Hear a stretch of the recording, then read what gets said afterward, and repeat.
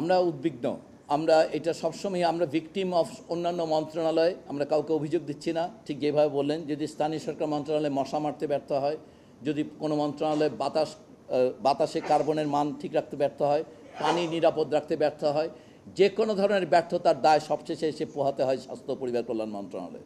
অতএব বাংলাদেশে যত রকম মানুষের স্বাস্থ্য রক্ষার বিভিন্ন প্রতিরোধমূলক বন্দোবস্ত যে মন্ত্রণালয়গুলোর দায়িত্বে, সেটা আলটিমেটলি আমাদেরকে পোহাতে হয়। কিন্তু অবশ্যই আপনারা খেয়াল করবেন, আমরা ইতিমধ্যেই ডেঙ্গুর যে আন্তর্জাতিক সংস্থাগুলো আছে তাদের সঙ্গে যোগাযোগ করে এবং এবারে ডেঙ্গুর যে প্রোফাইলিং করা দরকার সেগুলো আমরা করেছি। আমরা বিশেষজ্ঞদের মাধ্যমে আমাদের গাইডলাইনে মাইনর চেঞ্জেস হবে বলে আমরা আশা করেছি, সেগুলো তারা কাজ করছেন থিওরিটিক্যালি। সেই কাজগুলো ফাইনাল হয়ে গেলে আমরা নতুন গাইডলাইন দিয়ে আমরা অনলাইন ট্রেনিংয়ের মাধ্যমে সারা দেশের সব চিকিৎসকদেরকে ট্রেনিং দেবো। তো আমরা আশা করি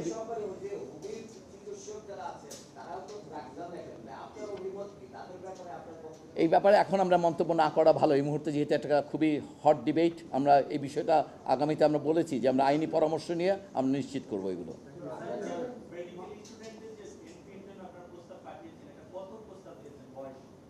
আমরা 34 প্রস্তাব করেছি, মানে মেডিকেল না, বিসিএস স্বাস্থ্যে 32-এর বদলে যেহেতু চিকিৎসকদের কোর্সটি 5 বছরের এবং 1 বছরের ইন্টার্ন, অর্থাৎ তাদের 6 বছর লাগে ডিগ্রি সমাপ্ত করতে।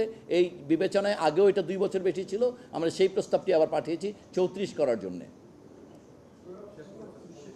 হ্যাঁ, কোনো প্রশ্ন আছে কি?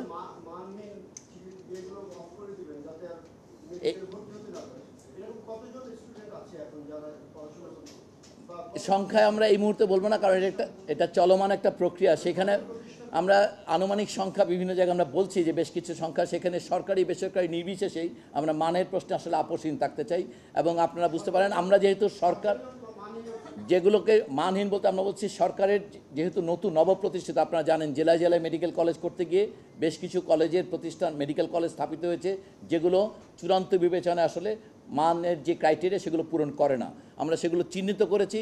আমরা মনে করি মোরালি আমরা সরকারি হিসাবে সরকারি মেডিকেল কলেজকে মান সিদ্ধ না করে আসলে আমরা মোরালি যেহেতু বেসরকারির উপর নিয়ন্ত্রণ আরোপ করতে পারবো না, সেজন্য আমরা আমাদের নিজেদের প্রতিষ্ঠানগুলোকেই আগে কারেক্ট করবো এবং তারপর আমরা অবশ্যই স্ট্যান্ডার্ড অনুযায়ী বেসরকারি মেডিকেল কলেজ যেগুলো মানহীন শিক্ষা দিচ্ছে।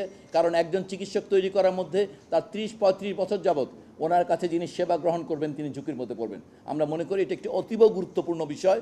আমরা অনুরোধ করব যারা নাকি আপনারা এমন যে সকল জেলায় সরকারি মেডিকেল কলেজের বেলায় যে সকল জেলায় এই মেডিকেল কলেজগুলো আমরা নিশ্চিত করছি সেখানে চিকিৎসা সেবা, বিশেষজ্ঞ সেবা, হাসপাতাল সবগুলোর ধারাবাহিকতা রক্ষা করা হবে। অর্থাৎ মেডিকেল কলেজ আসলে একটি জেলার জন্যে গুরুত্বপূর্ণ বিষয় না, ওখানে হাসপাতাল, বিশেষজ্ঞ সেবা এবং চিকিৎসক সবগুলো নিশ্চিত করা হবে। অতএব আমরা তাদেরকে অনুরোধ করব যে এই বিষয়টি যেন জাতীয় এবং ভবিষ্যৎ স্বাস্থ্যের কথা বিবেচনা করে তারা যেন একটু ধৈর্য ধারণ করেন এবং অল্প কিছুদিনের মধ্যে আসলে এই ট্রানজিশনটা হয়ে যাবে। আর কোনো প্রশ্ন থাকলে